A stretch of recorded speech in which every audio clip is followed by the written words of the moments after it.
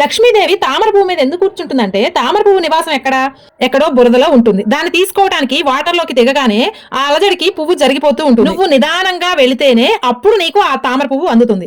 అలాగే ధనం కూడా, డబ్బు కూడా ఒక్కసారే రాదు, కష్టపడే కొద్దీ ధనం వస్తుంది. అందుకే లక్ష్మీదేవి తామర పువ్వు మీద లక్ష్మీదేవి కూర్చొని ఉంటుంది. ఈ విషయం మనందరికీ తెలియటం కోసమే లక్ష్మీదేవి తామర పువ్వు మీద నివాసం ఉంటుంది. మరి సరస్వతీదేవి రాయి మీద ఎందుకు కూర్చుంటుంది అంటే రాయి నాలెడ్జి లాంటిదండి, స్థిరంగా ఉంటుంది. అంటే అది చిన్న రాయైనా పెద్ద రాయైనా సరే స్థిరంగా ఉంటుంది, ఎక్కడ వేసినా కానీ స్థిరంగా ఉంటుంది. అంటే సంపాదించినటువంటి నాలెడ్జ్, అంటే గెయిన్ చేసినటువంటి మన నాలెడ్జి స్టోన్ లాంటిది.